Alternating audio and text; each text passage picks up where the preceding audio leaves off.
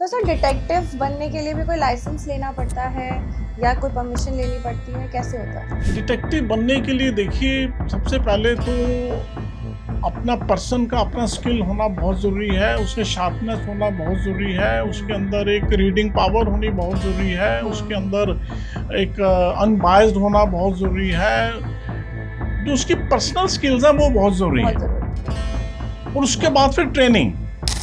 And जैसे sir Bollywood में दिखाते हैं जैसे पिक्चरों में कि डिटेक्टिव आ गए, म्यूजिक बजता है, डिंग डिडिंग डिडिंग, तो ऐसा कैसा रहता है, फील्ड में कैसे काम करना पड़ता है आप लोग? देखिए, जो बॉलीवुड में पिक्चरों में दिखाया जाता है वो कहीं ना कहीं डिटेक्टिव्स के काम को देख के ही वो पिक्चर्स बनाई जाती हैं, ठीक है। लेकिन कुछ हकीकत में फ़र्क होता है, ठीक है। लेकिन कोई भी काम करने के लिए हमारी जो डिटेक्टिव्स होते हैं, जो हमारी टीम्स होती हैं, उनको सब सीक्रेट रखना होता है और सीक्रेट रख के वो सब चीज़ों को फाइंड आउट करते हैं। वो जो लेंस का एक डिटेक्टिव का देने का मकसद ये है कि उनकी आंखें जो हैं वो इतनी शार्पनेस को होती हैं जो छोटी छोटी चीज़ों को पकड़ती हैं। राइट। तो as human what do you feel, और क्या लगता है यार कि कहाँ जा रहा है हमारा समाज? What are we doing as humans? Yes Divya, जब देखो हम ये देखते हैं कि हमारा समाज कहाँ जा रहा है तो कई बार हमें दुख लगता है, क्योंकि आज की जनरेशन उस चीज़ को समझ नहीं पा रही है। वो थोड़ा सा मॉडर्न बनने की कोशिश कर रही है, लेकिन मॉडर्न बनने में कोई बुराई नहीं है। ज़माना चेंज हो रहा है, कोई 60s में ज़माना नहीं चलेगा, लेकिन हमें कुछ पॉलिसीज का ध्यान रखना चाहिए जो फैमिली बचाने के लिए होती हैं। सर सबसे ज़्यादा क्या डिमांड आती है कोई केस में, जैसे जो क्लाइंट्स हैं सबसे ज़्यादा क्या चीज़ डिमांड करते हैं आपसे? आजकल तो सारे क्विक रिजल्ट चाहते हैं। हाँ। कहते हैं जी व्हाट्सएप चैट दे दीजिए, हाँ। व्हाट्सएप रिकॉर्ड दे दीजिए। हाँ। मैं उनको ये समझाता हूँ, अगर व्हाट्सएप चैट या व्हाट्सएप रिकॉर्ड्स आपको क्या किसी को भी मिल जाए तो 80% हमारे देश में डाइवोर्स हो जाएंगे। किसी को डिटेक्टिव बनना है और मुझे लगता है कि जो क्वालिटीज़ आपने बताई थी वो सब मुझे लगता है कि हाँ मेरे अंदर है, कि मैं स्पॉन्टेनियस हूँ और मेरे अंदर वो सारे स्किल्स हैं, तो कैसे हम डिटेक्टिव बन सकते हैं और कैसे किसी टीम को ज्वाइन कर सकते हैं? देखिए, अगर आप सोचते हैं कि सारी स्किल्स हैं तो डिटेक्टिव बोलना और बनना, इसमें बहुत फर्क है।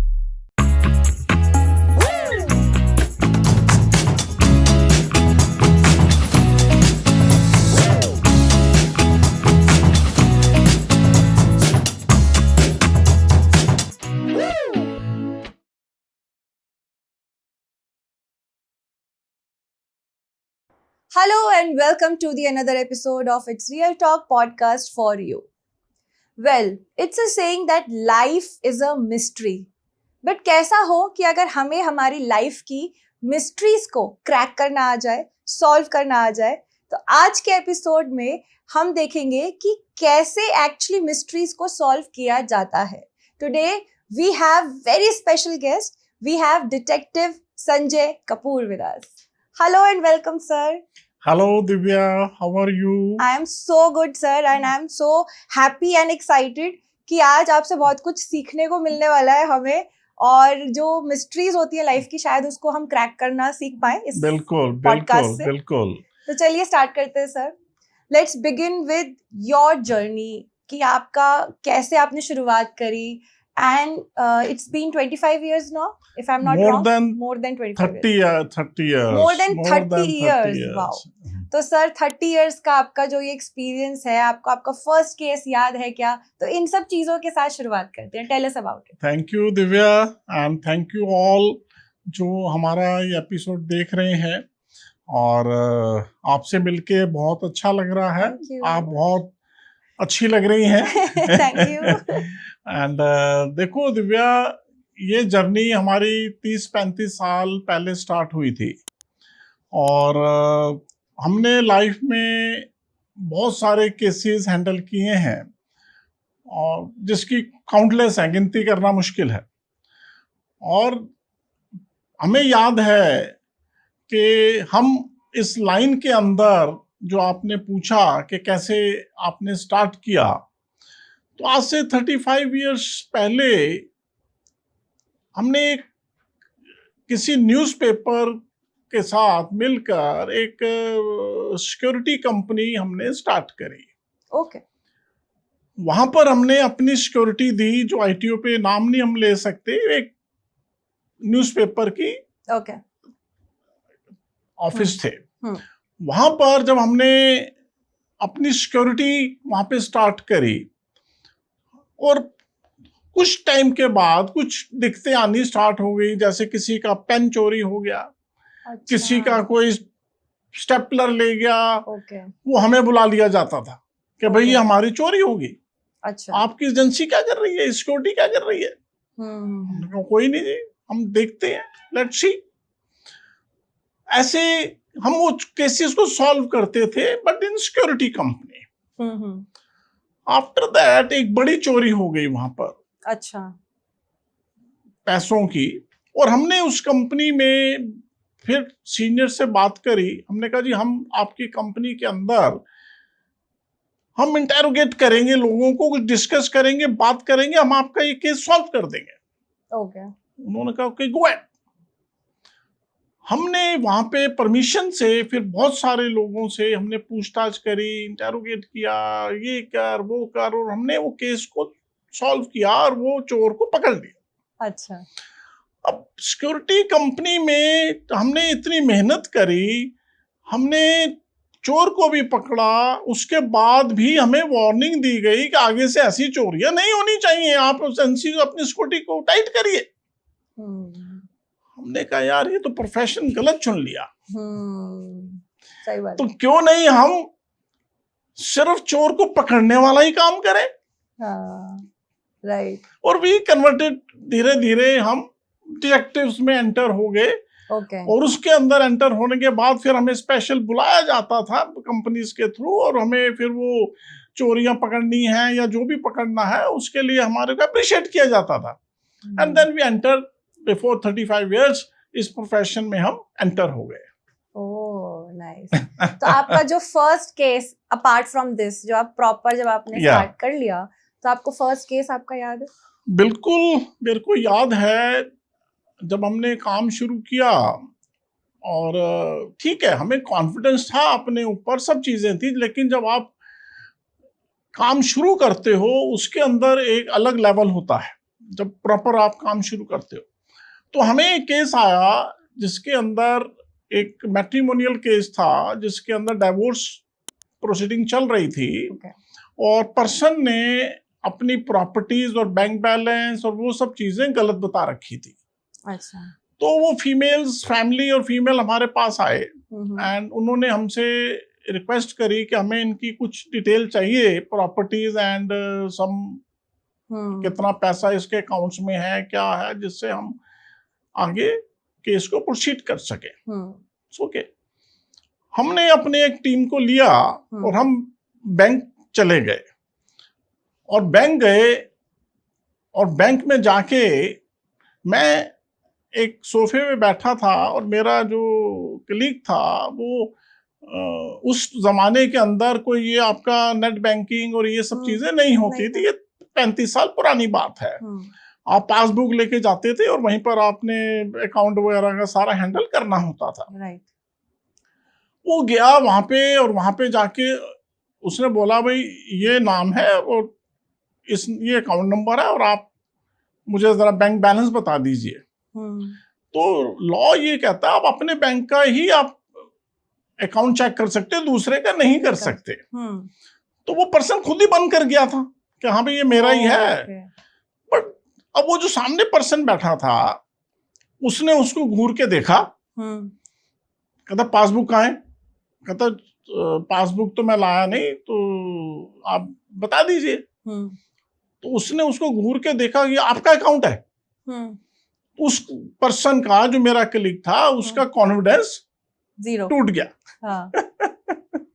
राइट। कहता नहीं, ये मेरा नहीं है, मेरे किसी जानकार का है। कहता तो आप किस लिए आए? कहता मुझे कुछ पता करना है। ओके मैं बताता हूँ, आप इधर आ जाइए। और वो उसको लेकर मैनेजर के कमरे में चला जाता है। ओके। और वहां पे उसको बिठा लिया जाता है और कहते हैं कि अब हम पुलिस बुलाएंगे कि भाई आप किसी इलीगल की है। इंफॉर्मेशन गैदर करने आए हैं। Right. That's not the right way.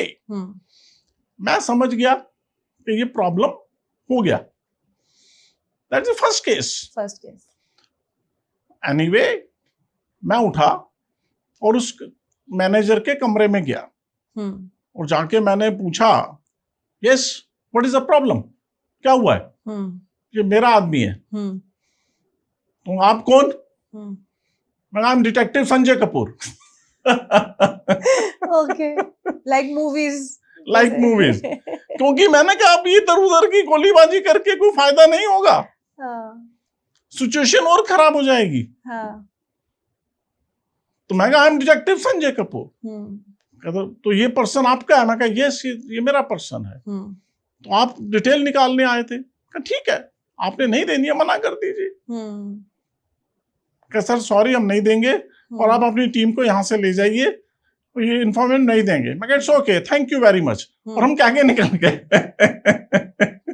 तो वो मेरा कॉन्फिडेंस ही मुझे वहां से निकाल के ले गया। राइट। तो दैट इज फर्स्ट केस। और वो जो गलती हुई थी वो आज तक 35 साल में दोबारा नहीं हुई। तो पहले स्टार्टिंग में अगर कोई चोट लग जाए तो उससे जो है फिर आगे चल के उस चीज को आदमी लगने नहीं देता है। राइट। तो सर डिटेक्टिव बनने के लिए भी कोई लाइसेंस लेना पड़ता है या कोई परमिशन लेनी पड़ती है, कैसे होता है? डिटेक्टिव बनने के लिए देखिए सबसे पहले तो अपना पर्सन का अपना स्किल होना बहुत जरूरी है, उसके शार्पनेस होना बहुत जरूरी है, उसके अंदर एक रीडिंग पावर होनी बहुत जरूरी है, उसके अंदर एक अनबायस्ड होना बहुत जरूरी है। जो उसकी पर्सनल स्किल्स हैं वो बहुत जरूरी है। और उसके बाद फिर ट्रेनिंग। उसको इसका कोर्स नहीं है, उसको ट्रेनिंग। और ट्रेनिंग देने के लिए वो हमारे साथ महीना 2 महीना हमारे साथ लोगों के साथ जुड़ता है, देखता है, समझता है, तो धीरे धीरे हम उसको एक एक स्टेप आगे लाते हैं। और जहां तक अभी इंडिया में लाइसेंस की बात है वो परमिशंस होती हैं। हम वी आर रजिस्टर्ड विद जैसे हमारी कंपनी प्राइवेट लिमिटेड है, हम गवर्नमेंट अथॉरिटी से रजिस्टर्ड है, सब कुछ है, बट लाइसेंस का प्रक्रिया भी चल रही है। बट हमारी एसोसिएशन है हमारी इंडिया की, हम उसमें सब रजिस्टर्ड हैं, तो उसकी वजह से हम ये काम कर पाते हैं।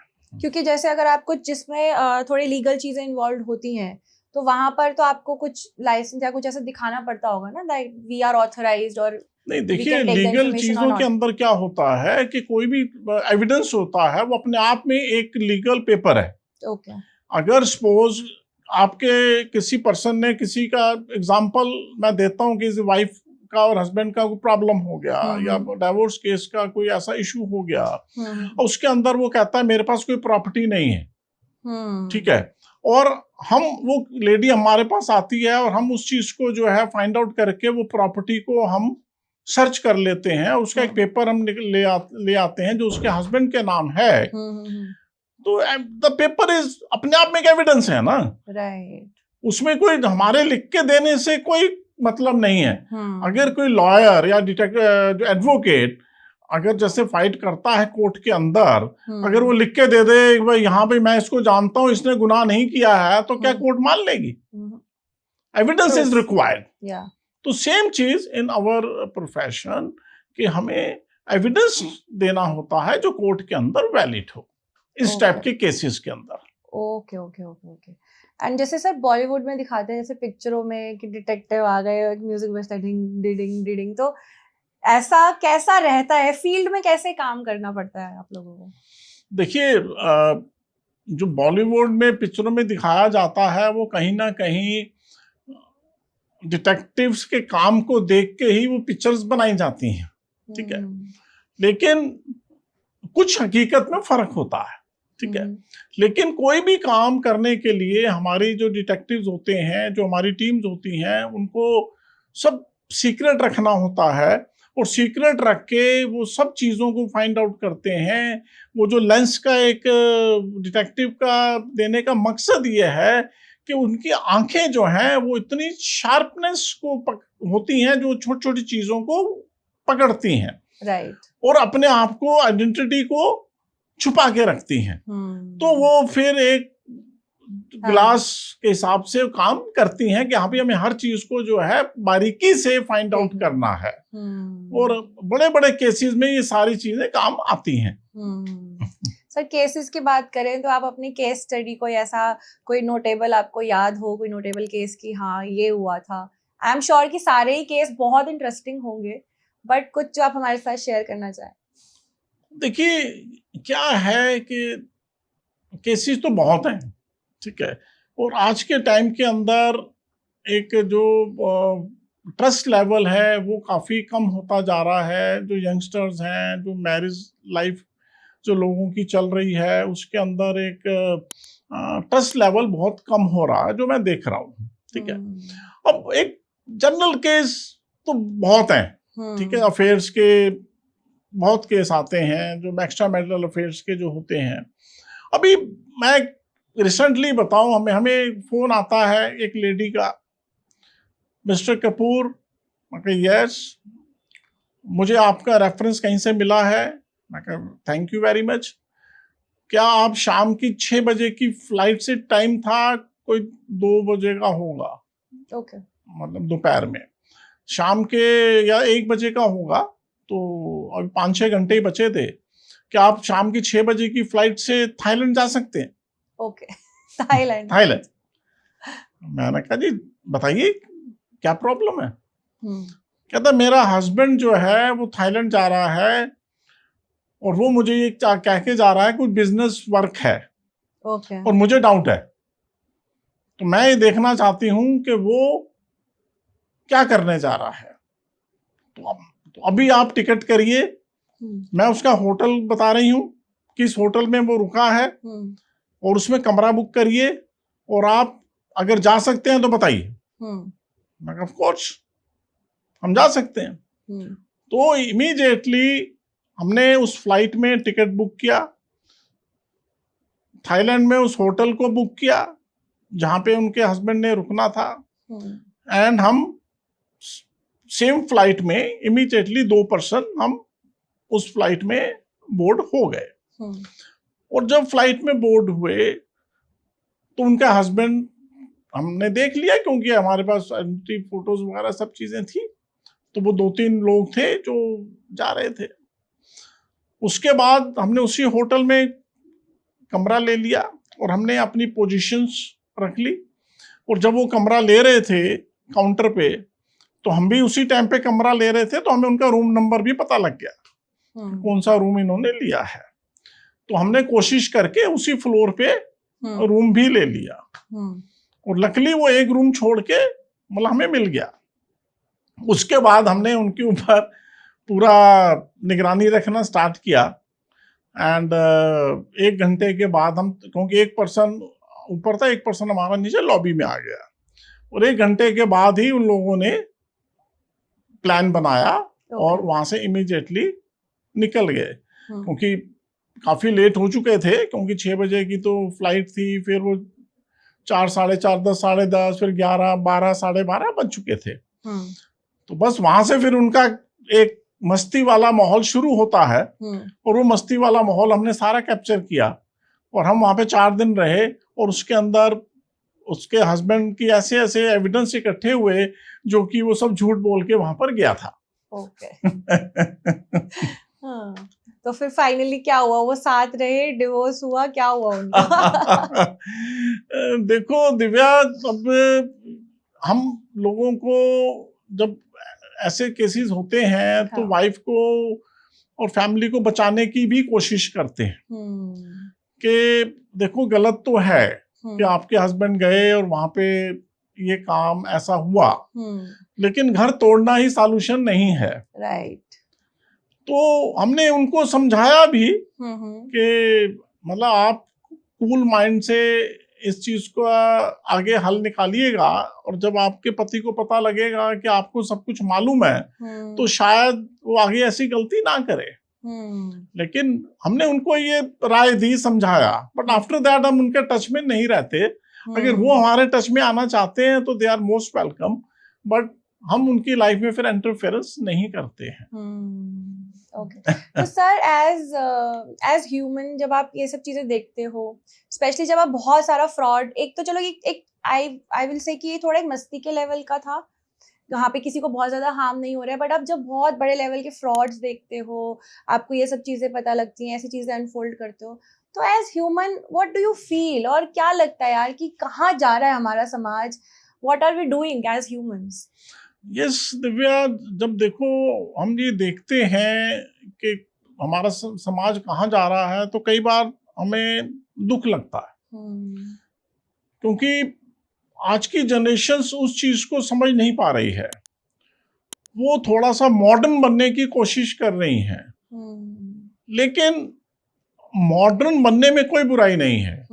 जमाना चेंज हो रहा है, कोई 60s में जमाना नहीं चलेगा, लेकिन हमें कुछ पॉलिसीज का ध्यान रखना चाहिए जो फैमिली बचाने के लिए होती हैं। अगर हर इंसान ओपन माइंड से चलना शुरू हो जाएगा, ओपन माइंड से लिव इन रिलेशन में रहना शुरू हो जाएगा, ओपन माइंड से फ्रेंडशिप बॉयफ्रेंड्स बनने स्टार्ट हो जाएंगे, ओपन माइंड से जब किसी के साथ दोस्ती करी उसके साथ रहे फिर छोड़ दिया, तो ये क्या होगा आफ्टर वो 10 साल के बाद? राइट। आप कैसे विश्वास, मतलब ट्रस्ट लेवल, एक इमोशन, एक बॉन्डिंग कैसे अपने हस्बैंड और वाइफ की होगी? कि जब उस हस्बैंड को पता है कि मैं 4 लड़कियों के साथ मेरे अफेयर रहे, 5 के साथ रहे, तो जो लड़की आएगी वो भी तो किसी का अफेयर छोड़ कर आएगी। तो एक जो अटैचमेंट है वो कैसे होगी? या तो आप इतने सॉलिड सुपर पावर वाले माइंड के बनिए कि भाई ये सब होना ही है, वहां पे हम नहीं बनते हैं। वहां पे हम सोचते हैं कि जो पार्टनर आया है वो एकदम प्योर और परफेक्ट होना चाहिए। राइट। ये कैसे पॉसिबल है? तो उस चीज को उनको ये सोचना चाहिए। तो वो हम जब देखते हैं इसी वजह से कि हस्बैंड रात को लेट आया तो शक हो गया, वाइफ लेट आई तो शक हो गया, अगर उसने कुछ बातें फोन पे छुपके कर ली तो शक हो गया। और यही रीजंस हैं जिससे कि झगड़े इमीडिएटली बढ़ जाते हैं। राइट। ट्रस्ट लेवल 0 होता जा रहा है और डिवोर्स की रेशियो बढ़ रही है, बहुत तेजी से बढ़ रहा है, जो गलत है। राइट। तो ये गलत है। सर आपको लाइफ का इतना एक्सपीरियंस है, इतने सारे केसेस आपने करे हैं, इन शॉर्ट आपको मैं बोलूँगी इंसानों का बहुत एक्सपीरियंस है, वाइड एक्सपीरियंस है। तो कोई ऐसा शख्स जो हमारा पॉडकास्ट देख रहा है, who is suffering somewhere in life, और समटाइम्स क्या होता है सर, इशू इतने बड़े नहीं होते हैं but it's all in our mind कि हमें लगता है, जैसा अभी आपने बोला कि हस्बैंड लेट आ रहा है तो वाइफ ने शक कर लिया, वाइफ लेट आ रही है, तो आप ऐसे छोटे छोटे इश्यूज को रिजॉल्व करने के लिए क्या कुछ हमारे ऑडियंस को ऐसा सजेशन देना चाहोगे कि कैसे हम सिर्फ कपल की बात कर रहे हैं यहाँ पे, हस्बैंड वाइफ की, तो अगर आपके रिलेशन में कुछ प्रॉब्लम चल रहा है तो आप कैसे उसको अपने लेवल पे कैसे रिजॉल्व करें? बिल्कुल, मैं बहुत बार अपने ऑडियंस को ये बताता भी हूँ और उनकी मैं कई बार काउंसलिंग करता हूँ।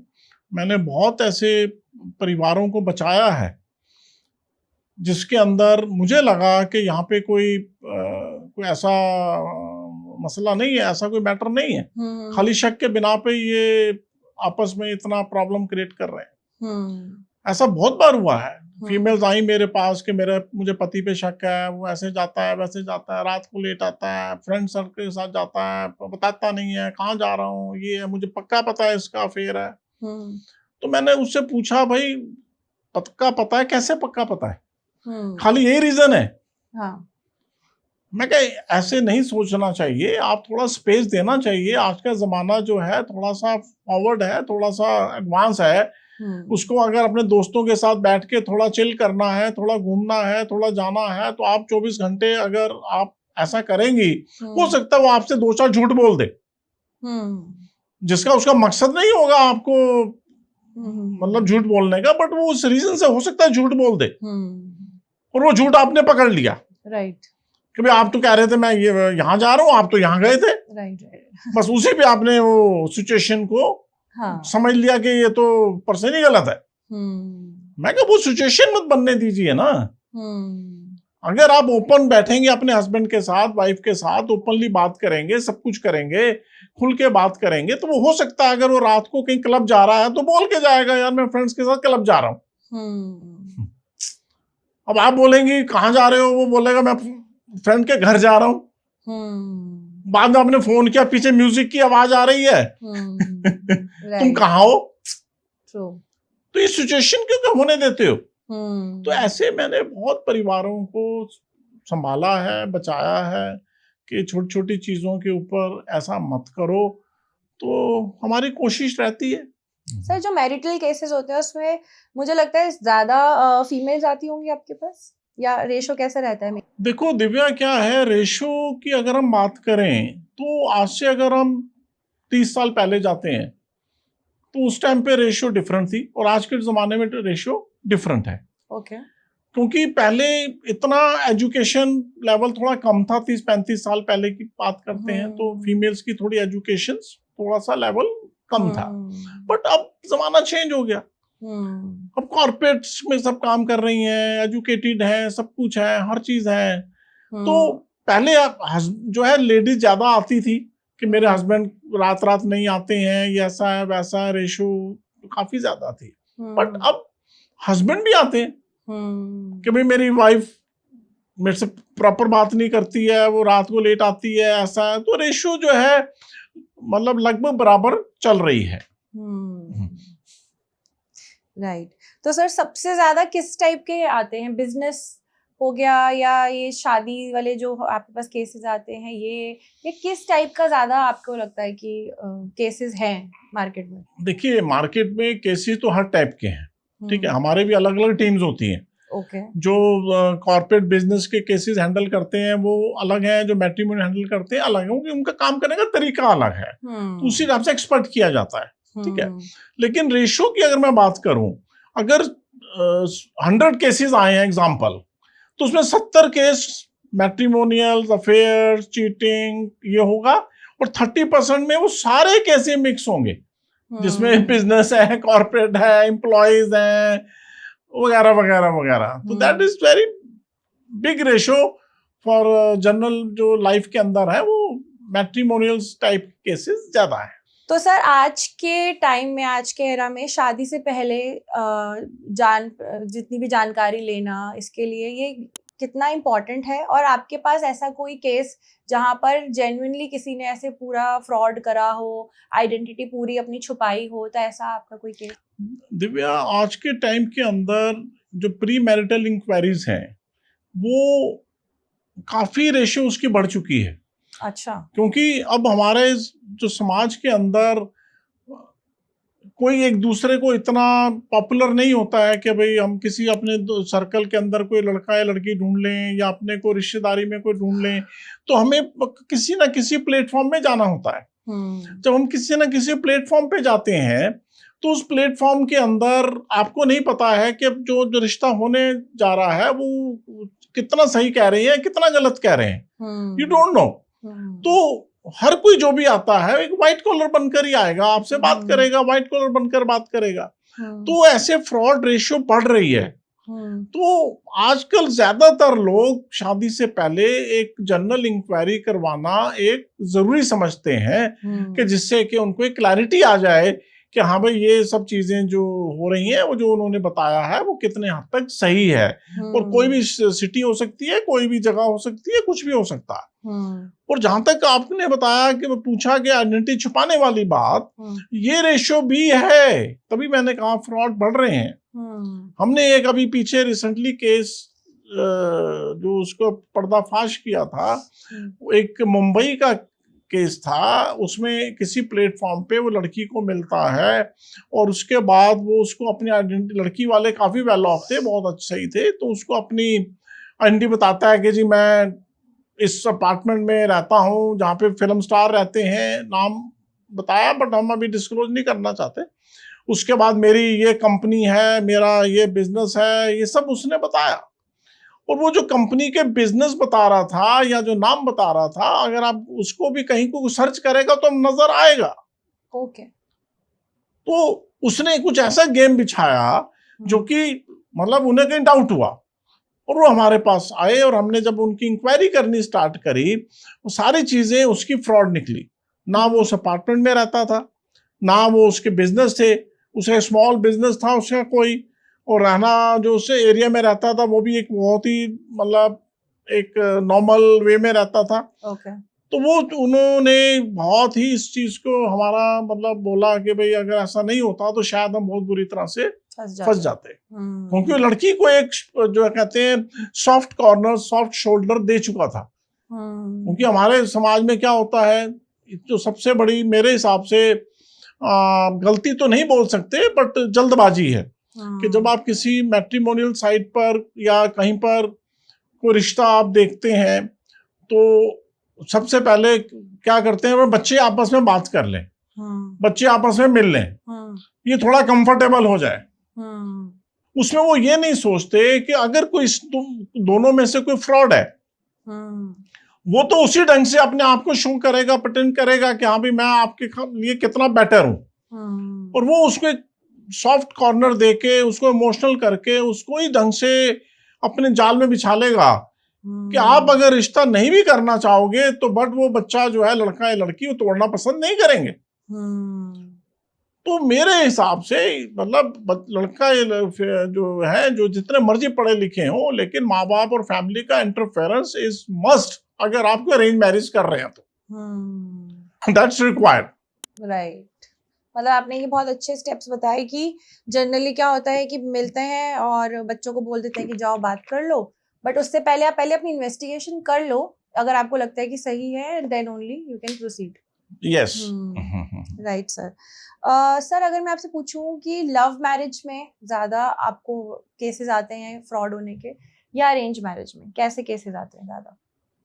देखो ये कोई फिक्स नहीं कहा जा सकता, लेकिन अगर हम इसको प्रॉपर देखें तो फ्रॉड जो हो रहे हैं, जो चीटिंग्स हो रही हैं, वो लव मैरिज में ज्यादा हो रही हैं। अच्छा। ओके। क्योंकि लव मैरिज में क्या है, आपने किसी लड़के को पसंद किया, किसी भी प्लेटफॉर्म पे मिला, और आपका अगर फैमिली से बॉन्डिंग स्ट्रांग है, आप अपनी हर जगह पे फैमिली का कहीं ना कहीं सपोर्ट लेते हैं, तब तो चांसेस कम है फ्रॉड होने के। अगर आप अपनी फैमिली से कट ऑफ हैं और आप किसी लड़के से प्यार करती हैं और उसको मिलती हैं, जाती हैं, और अगर वो लड़का किसी स्पेशल माइंड से ही आपके साथ मिलने के लिए आया है और वो जब वो ये देख लेता है कि इस लड़की का अपनी फैमिली से कोई ज्यादा स्ट्रांग बॉन्डिंग नहीं है, तो वो अपने हिसाब से लड़की को चलाना शुरू करता है। जब वो अपने हिसाब से लड़की को ऑर्डर करता है, अपने हिसाब से लड़की को कहीं ना कहीं अपने हिसाब से वे ऑफ लाइफ में ढलने के लिए बोलता है, तो वहां सिचुएशन खराब हो जाती है और वहां फिर फ्रॉड चीटिंग के केस बन जाते हैं। राइट। तो family bonding is very very important, चाहे वो लव मैरिज हो चाहे वो अरेंज मैरिज हो।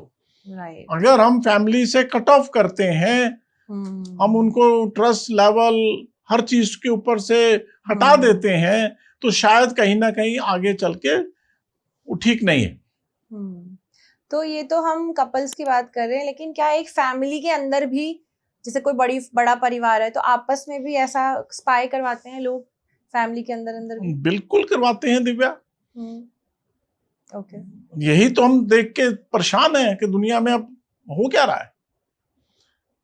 बच्चे अपने माँ बाप पे स्पाई करवा रहे हैं। क्या बात कर रहे हैं? हाँ जी। ऐसा कोई केस बताइए। बच्चे अपने माँ बाप पे स्पाई करवा रहे हैं। अभी लास्ट ये कई बार हुआ है, बट अभी रिसेंटली मेरे पास 2 बच्चे आते हैं। मतलब किस एज के? Age around 18 year 20 years. ओह अच्छा। देन इससे बड़े ही होंगे। एंड वो आते हैं, कहते हैं कि हमारी मदर का कहीं एक्स्ट्रा मैरिटल अफेयर है। ओके। अच्छा। और हमने वो मॉम के सामने रखना है कि आप गलत कर रही हैं। हमारे फादर बहुत इनोसेंट है, तो अब क्या कहूं, मतलब ऐसे ऐसे केसेस आते हैं जो नहीं आने चाहिए थे, बट ये हो रहा है। ये हो रहा है। और पेरेंट्स तो बहुत आते हैं हम्म, जो अपने बच्चों पे पूरी आई रखवाते हैं ओके। कि हमारी बेटी रात को लेट आती है, हमारी बेटी यहाँ जाती है, या बेटा जाता है, कोई इसमें बेटा बेटी वाली बात नहीं है। बेटा रात रात नहीं आता, सवेरे आता है। ये गलत संगति में तो नहीं पड़ गया? इसके जो सर्कल है वो कैसा है? कोई लड़कियों के चक्कर में तो नहीं पड़ गया? कोई इसको ब्लैकमेल ना कर ले, कोई ड्रग्स में ना चला जाए? परेशान होते हैं, क्योंकि अगर बच्चे को बोलो फाइट करते हैं, मैं घर छोड़ दूंगा। एंड आई थिंक ये ड्रग्स वाला भी काफी इशू आता बहुत होगा। ज्यादा चल रहा है, वो डर लगता है ना माँ बाप को। तो इस वजह से माँ बाप भी बच्चों पे बहुत करवाते हैं, क्योंकि उन्हें बच्चे को जब समझाते हैं तो बच्चा फाइट करता है। आजकल कोई भी बच्चा, आप समझते हैं कि छोटा तो रह नहीं गया, 10-12 जो 12वीं क्लास में पढ़ता है वो अपने आप को बहुत मैच्योर समझता है। ट्रू, सही बात है। सर कितनी डिटेल्स तक जाना लीगल रहता है, और कहाँ तक? एक होता है ना कि जैसे आप अपना फर्स्ट बता रहे कि बैंक पहुंच गए, दैट्स इलीगल, तो वो नहीं मिलता। तो क्या क्या इंफॉर्मेशन गैदर कर लेना एक मतलब एक बॉर्डर लाइन है कि आप उसके आगे नहीं जा सकते? देखिए, पहली बात तो ये होता है कि कोई भी इन्वेस्टिगेशन जो भी की जाती हैं वो लीगल दायरे में ही करनी चाहिए। हम किसी की भी प्राइवेसी को टच नहीं कर सकते। ओके। अगर हम सपोज किसी को अगर इन्वेस्टिगेशन पॉइंट ऑफ व्यू से या कोई फ्रॉड चीटिंग के पॉइंट ऑफ व्यू से अगर किसी के ऊपर कोई हम इंक्वायरी कर रहे हैं, तो हमारे को ये सब चीजें ध्यान रखनी पड़ेंगी कि कोई उसका प्राइवेसी जो है वो उसके खंडन नहीं होना चाहिए। हम उसके घर में एंटर नहीं कर सकते, हम उसके कोई पर्सनल चीजों में एंटर नहीं कर सकते, हम उसकी कोई ऐसी चीज को एंटर नहीं कर सकते जिससे उसकी एक प्राइवेसी एक्ट को हम खंडन करते हैं। तो वो सब चीजें ध्यान रखनी पड़ती हैं। कभी आपको ऐसा लगा कि हम बस अब हम पकड़े जाएंगे? देखो, पकड़े जाने की बात नहीं होती दिव्या, बात होती है सामने वाले को क्या कोई शक तो नहीं हो रहा है। हाँ, राइट। क्योंकि कई बार क्या होता है, जैसे एग्जांपल, अब एक पर्सन है, वो चंडीगढ़ आते हैं लुधियाना से, ठीक है, वहां पे एक होटल लेते हैं, होटल में रुक जाते हैं, हमें पता लगता हम भी वहां पे जाके रुक जाते हैं, उसी होटल में हम भी रुके हुए हैं, ठीक है। अब हमने उनकी मूवमेंट्स को ट्रैक करना है कि भाई ये कहाँ जाते हैं, किससे मिलते हैं, लड़की से मिलते हैं या क्या करते हैं, ठीक है। और अब वो वहां से कैसे जाएंगे, क्योंकि वो अपनी कार से नहीं आए हैं, अब वो कैसे जाएंगे, कब निकलेंगे, होटल से कब नीचे आएंगे, कब बाहर जाएंगे, कब बाहर उनको फॉलो किया जाएगा, यू डोंट नो। तो आपको जो है रूम ले रखा है आपने, इट्स ओके, बट अब आप कितनी देर लॉबी में बैठेंगे, there is no time fix ना। तो आप 3-3 घंटे 4-4 घंटे आप लॉबी में बैठे हुए हैं, तो कहीं ना कहीं लोगों की नजर में तो आते हैं ना। तो जैसे ही वो वहां से निकलेंगे, वो लॉबी वाला पर्सन जो है वो उनको देखेगा, उसके बाद कौन सी कार में जा रहे हैं वो आगे इंस्ट्रक्शन देगा, किस कार में जा रहे हैं वो उसको वहां से देखेगा। तो तेरे एक बहुत बड़ा सर्कल होता है। तो उसमें कई बार क्या होता है कि आप जब बार बार सामने आते हैं तो सामने वाले को भी कोई डाउट हो जाता है, तो हमें इमीडिएटली वो टीमें चेंज करनी पड़ती हैं। लेकिन ये सब लीगल दायरे में किया जाता है। कोई इसको कि इलीगल के अंदर हम उसके कमरे में नहीं घुस सकते, होटल में जहाँ पे वो रुका हुआ है, that is privacy act. Sir, आपने आई एम श्योर कुछ सेलिब्रिटीज का भी, कभी ऐसे वेल नोन पर्सनालिटीज का भी किया होगा, और जब मैं सेलिब्रिटी और डिटेक्टिव को जोड़ती हूँ तो मेरे को तो बादशाह मूवी ही दिमाग में आती है। वैसे आपकी फेवरेट ऐसी मूवी कौन सी है जो डिटेक्टिव के ऊपर या उनसे लिंक्ड हो? नहीं, देखो, मैं खुद 35 साल से डिटेक्टिव प्रोफेशन में हूँ, तो मूवीज मैं इतनी देखता नहीं। पहली बात तो ये है। दूसरा, जो सेलिब्रिटीज हैं, आपका क्वेश्चन मैं दोबारा रिपीट करिए प्लीज। मैंने 2 क्वेश्चन मर्ज करे कि आपकी फेवरेट बॉलीवुड मूवी ऐसी कौन सी है जिसमें डिटेक्टिव और इन सब का थोड़ा बहुत लिंक हो, और आप जिस तरीके से काम करते, तो आपने कोई सेलिब्रिटी के लिए कोई केस करा हो, उनके लिए Okay. कुछ ऐसा? तो मैंने जैसे आपको बताया कि डिटेक्टिव लाइन में मैं हूँ इतने सालों से, और हम हर चीज देख रहे हैं, और हम डिटेक्टिव्स के ऊपर तो फिल्में बनती हैं, तो मैं फिल्में बहुत कम देखता हूँ। Okay. ठीक है।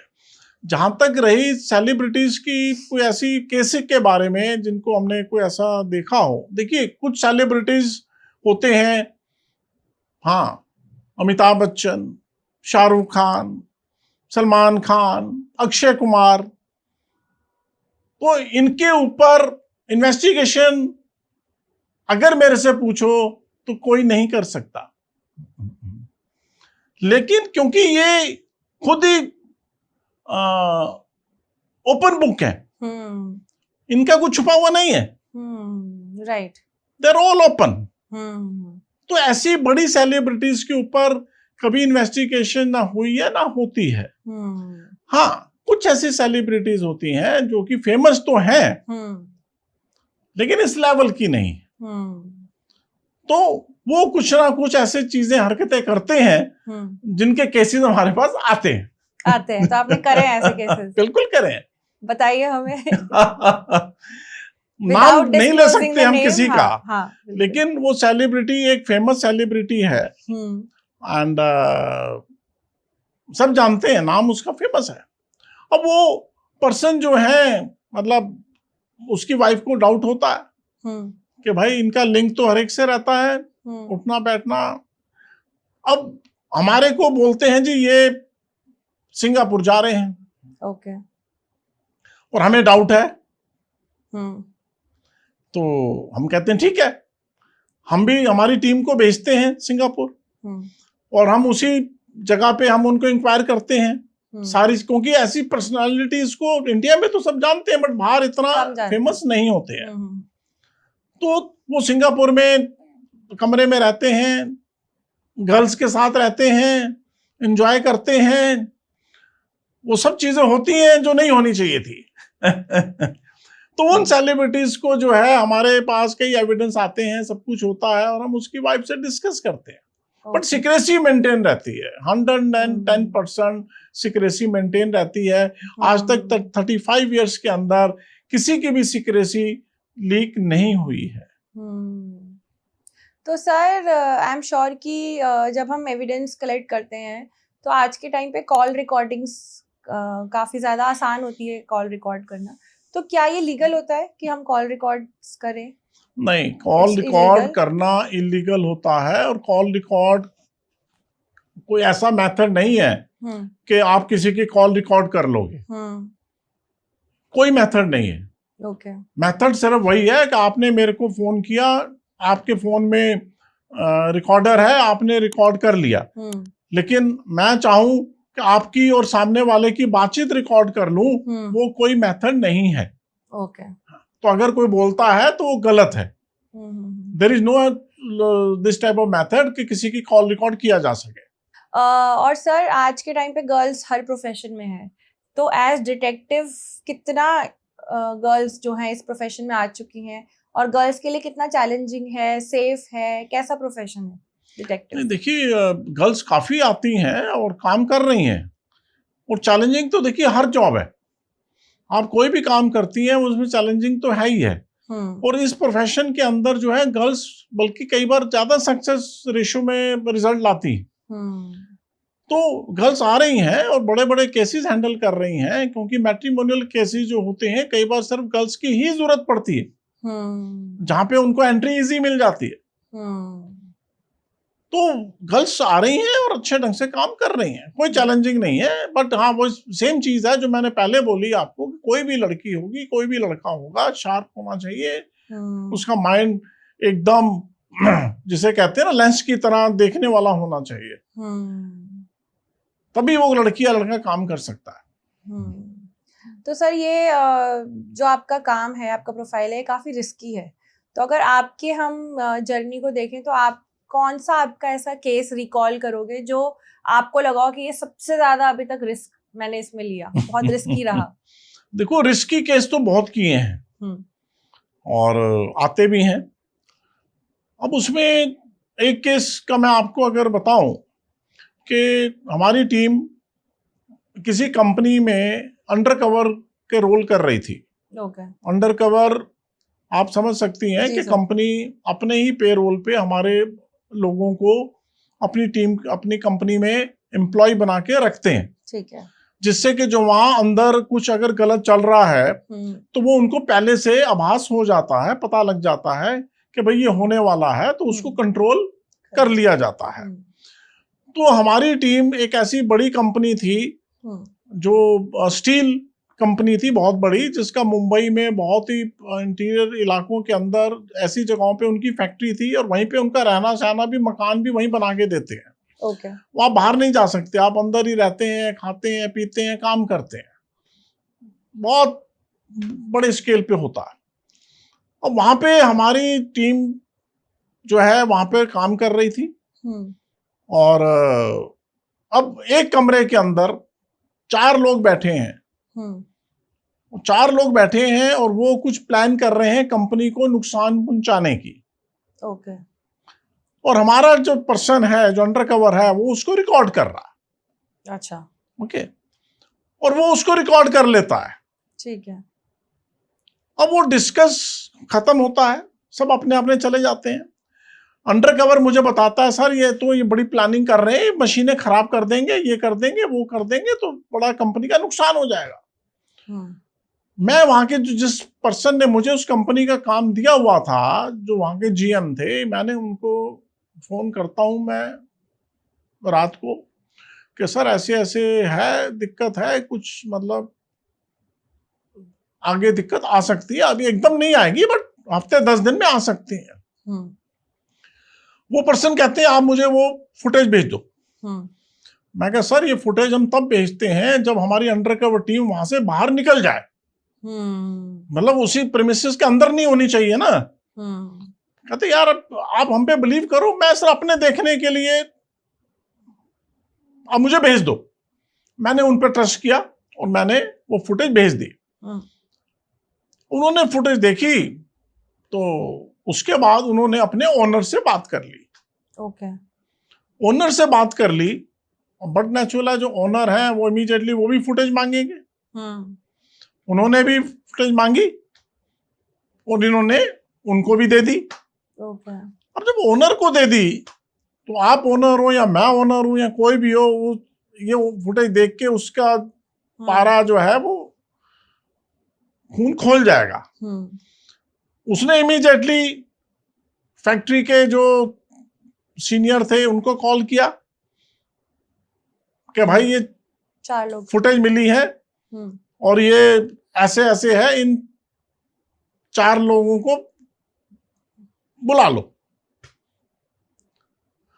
अब जब ये चीज ओपन हो गई, अब उन 4 को पता है कि किसी 4 में से किसी एक ने फुटेज भेजी है। राइट। जब 4 ही बैठे हैं तो फुटेज तो 4 में से एक ने ही बनाई है ना, वो कल्प्रिट कौन है? तो हमारे टीम का रात को वहां से निकलना ऐसा टफ हो गया था, ये समझो कि वो तो सिचुएशन ऐसी थी कि उसे मार काट के फेंक देते।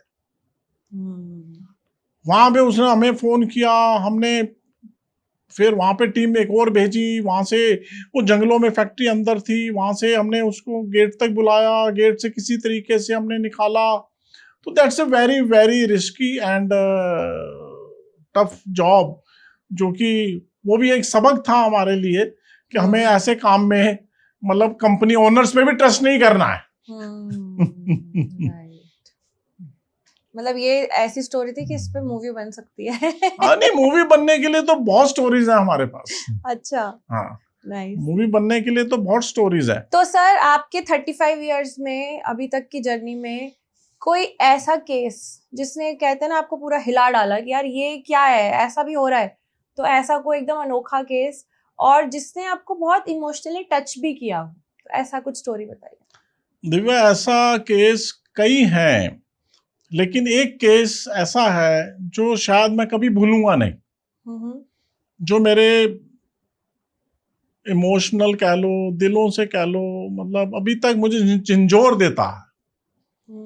और वो केस ऐसा है, एक लेडी जो दिल्ली में रहती हैं, उनकी शादी होती है और एक बेबी होता है आफ्टर मैरिज, मतलब जो भी टाइम लगा लो। एंड उसके बाद उनमें अनबन होती है और बेबी 2 साल का या 1.5 साल का हो चुका होता है, उनमें आपस में अनबन होती है और म्यूचुअली डाइवोर्स हो जाता है। ओके। और लीगली वो कहती है बेबी मैं नहीं दूंगी, बेबी मुझे ही चाहिए, बेबी मैं नहीं दूंगी, लड़का था मैं नहीं दूंगी। खैर वो पूरा आपस में लिखत पढ़त होके वो जो भी 1 टाइम एलिमनी देना है, जो भी करना है वो करके वो केस को खत्म किया जाता है और सेपरेट हो जाते हैं। उसके बाद तब बेबी 1.5 साल का होगा, इसका किसी के साथ बातचीत शुरू होती है इन बिटवीन आफ्टर डाइवोर्स। और वो लड़की किसी एक पर्सन के साथ अटैच हो जाती है और वो लड़का भी अटैच हो जाता है। काफी आपस में इनका उठना बैठना हर चीज हो रहा था, मतलब पूरा फिजिकल भी हो रहे थे, सब हो रहा था, सब चीजें चलना स्टार्ट हो जाता है। और वो जो पर्सन था वो अनमैरिड था, बट एज अकॉर्डिंग टू ठीक थी दोनों की, बट पहली शादी थी, अनमैरिड था। अब उसने जब ये अटैच हुए थे तो इसने बोला था, बता दिया था मेरा बेबी है, तो उसने उसको एक्सेप्ट कर लिया था कि भाई ठीक है कोई बात नहीं, क्योंकि वो लड़का उस टाइम उसके अटैच था। चलता रहा 6-8 महीने ऐसा चला, लड़का 2-2.5 साल का हो गया। एंड उसके बाद उस लड़के की कहीं पोस्टिंग हो गई ऑस्ट्रेलिया में। ओके। अब इसने बोला कि भाई आप ऐसे जा रहे हो, मेरे शादी करनी है हमने, तो शादी करके आप मुझे भी लेके जाइए। बातचीत हुई तो वो कहने लगा कि शादी तो मैं आपसे कर लूंगा, बट आपको बच्चा छोड़ना पड़ेगा। और उसकी सिर्फ मदर थी, फादर नहीं थे लेडी के। आप बच्चे को आप किसी को दे दीजिए, तब तो मैं आपके साथ शादी कर सकता हूं, नहीं तो मैं शादी नहीं कर सकता। ओके। अब वो लेडी बहुत ही ज्यादा परेशान हो गई कि भाई ये क्या हुआ, जिस बच्चे के लिए मैंने सब कुछ अपनी जिंदगी को आगे रखा है, आज ये कह रहा है बच्चे को ही छोड़ दीजिए। तो वो लड़का नहीं माना। अब ये लेडी भी बहुत ज्यादा अटैच हो चुकी थी। एंड आफ्टर दैट इसने ये डिसीजन लिया कि मैं बच्चा अपना ऑर्फनेज में दे देती हूँ। अच्छा। हाँ। और ये बच्चा इन्होंने लेडी ने ऑर्फनेज में दे दिया। ओके। और उसके बाद उससे शादी करी और ऑस्ट्रेलिया चली गई। इन बिटवीन 2 साल के बाद उसकी मदर की भी डेथ हो गई। ओके। बच्चा दे दिया गया था, वो चैप्टर क्लोज हो गया था। वहां चलता रहा सिस्टम, लाइफ का एक नया अध्याय शुरू हुआ। लगभग 16 साल के बाद, 16 साल, 10 साल के बाद, ओके, टोटल 16 है, 10 साल के बाद उस हस्बैंड की भी किसी एक्सीडेंट में डेथ हो जाती है। और वो एक अच्छा उसके पास उसने वहां पे अपना बिजनेस या जो भी प्रॉपर्टी बनाई थी वो सब बट नेचुरल लेडी के पास आ गई और लेडी अकेली हो गई। आफ्टर दैट 6 साल के बाद लेडी को डिटेक्ट होता है कि उसे ब्लड कैंसर, ओके। उसे कैंसर डिटेक्ट हो जाता है। अब उसको ये पता लगता है कि भाई अब तो मेरी जिंदगी जो है ज्यादा दिन नहीं रहेगी। एंड वो लेडी उस टाइम पे फिर उसको अपने पुरानी चीजें याद आती हैं कि उसने क्या क्या गलत किया, कैसे कैसे उसने अपने बच्चे को छोड़ा, कैसे कैसे उसने ये सारे काम किए। वो उसे जो अपनी जो माइंड के अंदर वो स्टोरीज घूमने लग जाती हैं। एंड वो फिर वापस अपने किसी रिलेटिव दोस्त के साथ, मतलब भाई बना हुआ था, उसके साथ इंडिया आती हैं। इंडिया आकर वो मेरे से बात करती हैं कि मुझे उस बच्चे को ढूंढना है। ओके। जो बच्चा 2-2.5 साल का ऑर्फनेज में दे दिया गया था। अब वो बच्चा 18 साल क्रॉस कर चुका था, मतलब उस पीरियड के हिसाब से। एंड फिर हमारी टीमें कहती हैं तो इम्पॉसिबल, बट हम इसके ऊपर वर्क करेंगे। और वो हमने वर्क स्टार्ट किया। उसमें हमारे को 2 साल और लग गए। ओके। बहुत लंबे प्रोसेस है, बहुत लंबा प्रोसेस है। हमने एक एक जगह पे जाके एक एक पॉइंट्स को लेके एक एक, हमें मालूम है हमें क्या क्या किया हमने। 2 साल लगे, बट हमने वो फाइंड आउट कर लिया कि वो इस टाइम पे बच्चा कहाँ पर है। अच्छा। वो एक बहुत ही बड़े परिवार के पास था। ओके। हमने उनको बताया बच्चा वापस नहीं मिलना था, लेकिन वो माँ सिर्फ उसके पास गई और उससे मिली, और उसके बाद उसने जो भी माफिया मांगी या जो भी किया व्हाटएवर, एंड जो भी अपनी प्रॉपर्टी या जो भी उसके पास था वो सब उसने बच्चे को नाम कर दिया, बच्चे को दे दिया। एंड कुछ टाइम के बाद उसकी भी डेथ हो गई।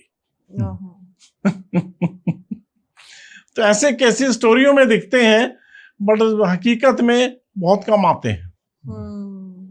Right sir. सर पर्सनली आप जैसे इतने सारे जब ऐसी चीजें देखते हो तो this is also a kind of trauma, क्योंकि एक तो ट्रॉमा होता है जो हम खुद फील करते हैं, जो हमारे साथ होता है। एक another kind of trauma is जो हमारे सुनने पे, जैसे डॉक्टर्स होते हैं, पुलिस होती है, इतना क्राइम देखना, और उससे भी थोड़ी सिचुएशन ट्रॉमेटिक हो जाती है। तो आपकी पर्सनल लाइफ में वो चीजें कितनी इम्पैक्ट करती हैं सर? देखिए, इम्पैक्ट तो करती हैं, नो डाउट, कि जब हम ये सब चीजें देखते हैं तो हमें कहीं ना कहीं इम्पैक्ट करती हैं, लेकिन हम स्ट्रांग बनते हैं। हम उन चीजों पे उसी एक्सपीरियंस को लोगों से शेयर करते हैं कि आप ये ऐसा मत करिए, ऐसा मत करिए। उसी एक्सपीरियंस को लेके हम बहुत परिवारों को बचाते हैं। उसी एक्सपीरियंस को लेके हम समाज के अंदर से बुराई को खत्म करने की कोशिश करते हैं। बट हम स्ट्रांग रहते हैं। अगर वो चीजों पे हमारे पे इम्पैक्ट पड़ जाएगा तो फिर हम डिटेक्टिव नहीं है, एक नॉर्मल इंसान है। राइट। तो वो थोड़ा आपको स्ट्रांग तो होना ही पड़ता है। यस, बिल्कुल होना पड़ता है, बहुत होना पड़ता है। राइट। आपकी अपनी पर्सनल लाइफ में भी आपके स्किल्स आपको काम आते हैं? छोटे मोटे? हाँ, बिल्कुल आते हैं। जैसे कि मतलब एक्चुअली क्या होता है, देखो कोई भी ऐसा, सॉरी सर टू इंटरप्ट, जैसे कि आपने जब स्टार्ट किया था ना, आई एम श्योर उस टाइम पे जो क्रेजीनेस होता है कि अच्छा मैं ये करता हूँ, मैं करता, तो आपने अपने घर में और अपने आसपास के लोगों में, अपने दोस्तों में कुछ ऐसी कभी कोई ट्रिक्स करी है? नहीं, देखो क्या है कि सबको मालूम है मेरा प्रोफेशन, तो मेरे से लोग राय लेते हैं। चाहे फ्रेंड सर्कल है, चाहे वो फैमिली है, चाहे जो भी है, ठीक है। और मेरी राय ऑलवेज अनबाइज्ड होती है। मैं कभी भी मतलब बाइज मैं हूं ही नहीं, मैं पर्सन ही बाइज नहीं हूं। मतलब मैं हर चीज को मानता हूं, हर चीज को नहीं मानता हूं। मतलब मैं एक तरफ कभी नहीं कहूंगा कि यही चीज सही है। I am totally unbiased. अगर, और मेरे घर में सारे अनबाइज्ड हैं। मतलब अगर सपोज मेरी गलती है और मैं आपके साथ बैठा हूं और किसी बात पे हम बहस कर लेते हैं, और आफ्टर दैट मेरी डॉटर मुझे बोलेगी नहीं डैड यू आर रॉन्ग, चाहे वो आपको ना भी जानती हो। तो ये मैंने चीजें उनको जिंदगी की सिखाई हैं।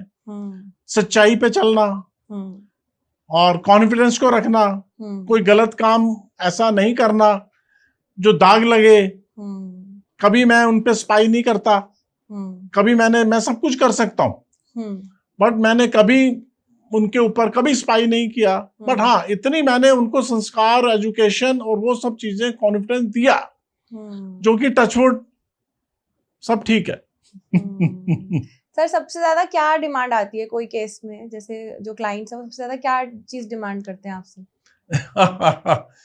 आजकल तो सारे क्विक रिजल्ट चाहते हैं। हाँ, कहते हैं जी व्हाट्सएप चैट दे दीजिए, हाँ, व्हाट्सएप रिकॉर्ड दे दीजिए। हाँ, मैं उनको ये समझाता हूं, अगर व्हाट्सएप चैट या व्हाट्सएप रिकॉर्ड्स आपको क्या किसी को भी मिल जाए तो 80% हमारे देश में डाइवोर्स हो जाएंगे।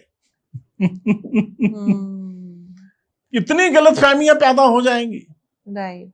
उसके पीछे क्या है क्या नहीं है वो अलग चीज है, तो ये पॉसिबल ही नहीं है।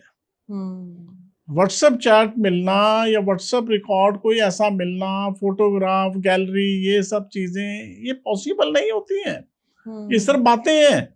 किसी का फोन अगर हैक होन करना है, अगर फोन, तो वो फोन के अंदर वो एक इलीगल सॉफ्टवेयर डाले जाते हैं, वो सब किया जाता है, तब वो चीजें हैक होंगी। अगर मुझे आपका फोन का अगर डाटा चाहिए तो वो आपके फोन के अंदर वो सॉफ्टवेयर इंस्टॉल करना पड़ेगा, और वो सॉफ्टवेयर हवा में इंस्टॉल नहीं होगा। राइट। वो फोन आएगा, वो इलीगल है, तो तब वो डाटा आएगा, वो भी आईफोन में नहीं आता है। तो मैं हर एक को यही समझाता हूं कि ऐसे चीजों के अंदर आप ज्यादा मत एंटर करिए, क्योंकि अगर आप इन चीजों को एंटर करेंगे तो कभी भी लाइफ में निकल नहीं पाएंगे। अगर आपको आदत पड़ गई अपने पार्टनर पे स्पाई करने की, या उसको हर चीज को देखने की, उसकी हर पॉइंट को समझने की, तो आप अपनी जिंदगी से, खुशी से बाहर निकल ही नहीं सकते। तो थोड़ा सा माइंड को ओपन रखिए, चाहे उसमें हमारा प्रोफेशन में मतलब बिजनेस कम होगा लेकिन कुछ एथिक्स हैं। तो मैं ये समझाता हूँ लोगों को कि ज्यादा स्पाई मत कराइए। हाँ, जब तक कि पूरा एक तरीके से आपको लगे कि हाँ भाई ये चीज हो रही है, खाली हर बात पे शक मत करिए। क्योंकि लोगों को क्यूरियोसिटी होती है कि अच्छा चलो देखते हैं क्या कर रहा है हमारा पार्टनर, या क्या कर रही है मेरी वाइफ। तो ये किस हद तक आपको लगता है ये सही है? नहीं, गलत है बिल्कुल। मेरे हिसाब से अगर आप ज्यादा अपने पार्टनर पे शक करेंगे, पार्टनर को स्पाई करेंगे, वो मेरे हिसाब से ठीक नहीं है, क्योंकि आप अपने घर की खुशी को खत्म कर रहे हैं। अगर कोई पर्सन गलत है तो आपकी स्पाई करने से वो सुधरेगा नहीं,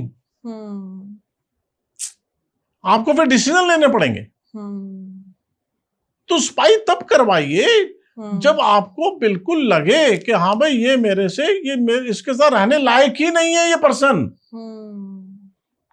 मतलब आप दो नाव में पांव रख के नहीं चल सकते कि ये पर्सन मेरे साथ गलत करता है, इसने पहले भी किया, अब भी किया, ऐसा किया और या फिर कर रहा है। तो स्पाई करके एविडेंस लेके फिर उसको ऊपर आप जो भी एक्शन लेना है वो आप ले सकती हैं। लेकिन अननेसेसरी शक करना वो मेरे हिसाब से ठीक नहीं है, गलत है। राइट।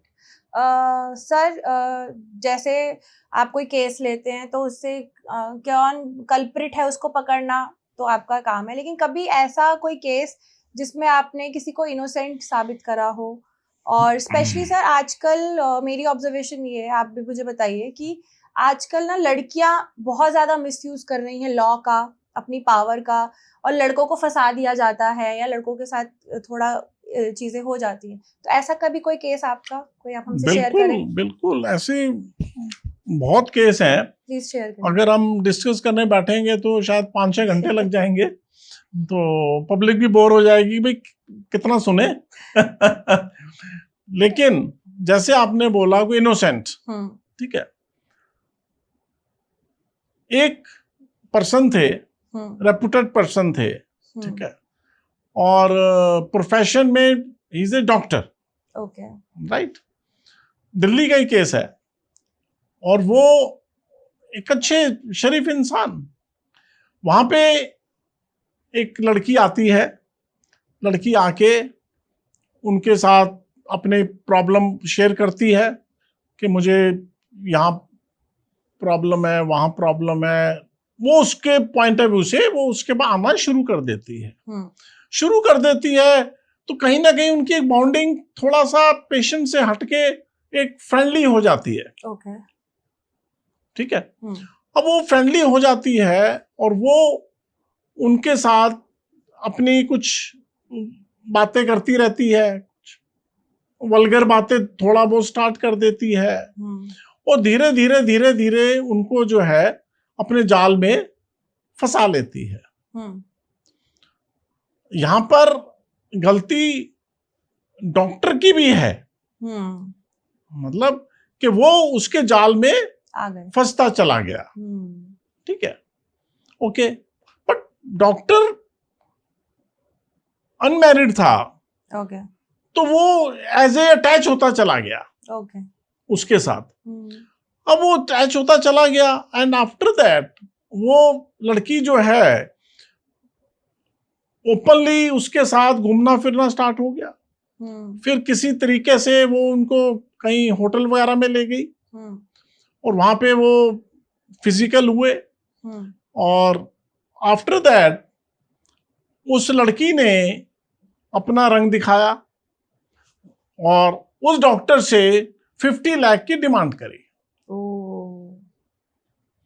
कि आप मुझे 50 लाख दे दीजिए तो मैं आपको जिंदगी से चली जाऊंगी, नहीं तो मैं आपको रेप के केस में फंसा दूंगी।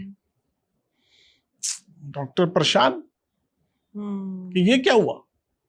उसने बहुत पहले तो अपना गुस्सा दिखाया, लेकिन लड़की को पहले से मालूम था कि उसने क्या क्या करना है। एंड डॉक्टर ने कहा आपको जो करना है कर लो, मैं 1 रुपया नहीं दूंगा।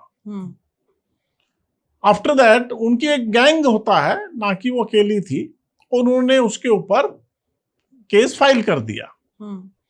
केस फाइल कर दिया और काफी लंबा सिस्टम चला, लेकिन अब वो कहते हैं ना कि जो खुद बेशर्म होगा तो उसको डर नहीं है। तो जो भी इन्वेस्टिगेशन प्रक्रिया में निकले तो फिजिकल तो हुए थे।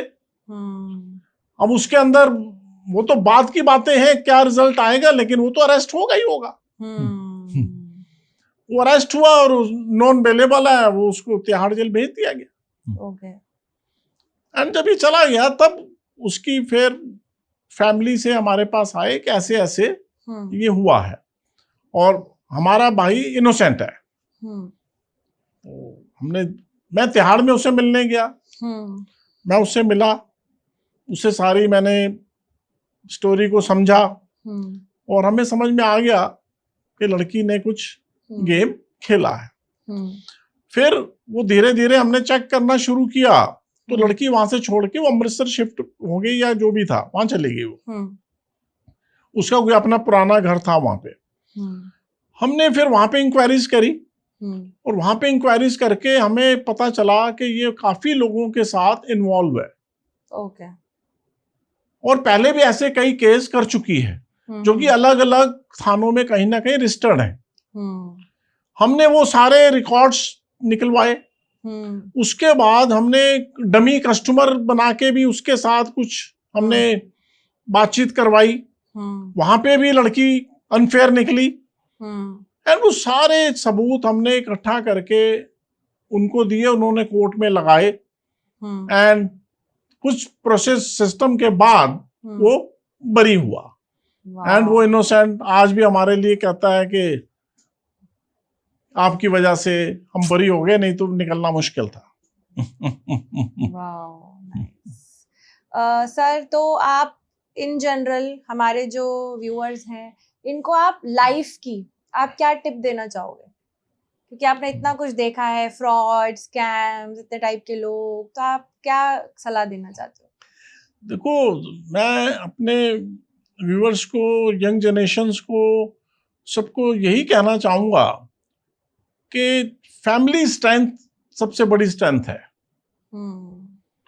आप जिंदगी में कुछ भी करिए, मॉडर्न बनिए, कोई भी जॉब करिए, कोई भी बिजनेस करिए, किसी के साथ भी आपको शादी करनी है करिए, जो आपको ठीक लगता है, लेकिन family strength is more important. क्योंकि जब आप फैमिली, सामने वाले को ये पता चलता है कि इसकी फैमिली स्ट्रेंथ नहीं है, तो वो कहीं ना कहीं मिसयूज होता है, कोई भी हो, फीमेल हो मेल हो। हम ये नहीं कहते कि आप हर जगह पे फैमिली को साथ लेके और साथ खड़ा करिए हर डिसीजन में, नो, मैं ये नहीं कहता, लेकिन आप फैमिली स्ट्रेंथ को मत भूलिए कि आपके पीछे जो फैमिली खड़ी है, किसी भी प्रॉब्लम आपको फेस करनी पड़ती है तो आपकी फैमिली आपके साथ खड़ी है। सिर्फ इतना भी अगर सामने वाले को पता होगा तो ये फ्रॉड चीटिंग बहुत कम हो जाएंगे। तो फर्स्ट जो मैं सबको बताना चाहता हूं, प्यार, विश्वास, trust is very very important. ज्यादा शक करना गलत है और फैमिली स्ट्रेंथ होना बहुत जरूरी है। और सर कुछ कोई ऐसा केस जहां पर किसी फीमेल ही कल्प्रिट निकली हो और उन्होंने धोखा दिया हो, तो ऐसा कुछ बताइए। देखो, आज के ज़माने में दोनों चीज़ें चल रही हैं, मेल भी गलत कहीं ना कहीं कर रहे हैं, फीमेल्स भी कर रही हैं। और बहुत बार हमने देखा है कि मैरिड वुमेन्स के काफ़ी अफेयर चल रहे होते हैं और वो अपने आप को घर पे बिल्कुल नॉर्मल रहती हैं। अब क्या सिचुएशन रही अफेयर करने की, वो एक अलग टॉपिक है। राइट। लेकिन अफेयर हो रहा है, गलत चीजें हो रही हैं, ये देख के समाज में अजीब चीज चल रही है। राइट। अभी एक रिसेंट केस मैं आपको बताऊं, जिसके अंदर हमने देखा एक फीमेल हमारे को हायर करती हैं कि जी मुझे अपने हस्बैंड के ऊपर स्पाई करना है, और बट मेरी शर्त ये है कि मुझे, जब मैं आपसे फोन करूं तो मुझे पता होना चाहिए मेरे हस्बैंड कहाँ हैं। ओके। मतलब ये नहीं कि आप शाम को बताएंगे जी आपके हस्बैंड कहाँ कहाँ गए। मैं आपको कॉल करूं और किस किस दिन मुझे करवाना है वो भी मैं आपको बताऊंगी, मुझे डेली नहीं चाहिए। ओके। तो ठीक है जी, मैं कहा जी इसमें ऐसे होगा, चार्जेस ज्यादा होंगे, कोई बात नहीं, ठीक है। अब वो एक दिन करती है, एडवांस दे देती है हमारे को 7 डेज का, कि 7 दिन कराऊंगी मैं अपने हिसाब से। ओके। मैं कहा ठीक है जी। अब वो हमें फोन करती है, हाँ जी आप मंडे को आप टीमें लगा दो, हमारे हस्बैंड घर से 9 बजे निकलेंगे, ये उनका डिटेल है, और मैं आपसे जब भी फोन करूंगी तो मुझे रिप्लाई चाहिए। ठीक है, टीमें लग जाती हैं, 9 बजे हस्बैंड निकलते हैं, हमारी टीम उनको देखती है।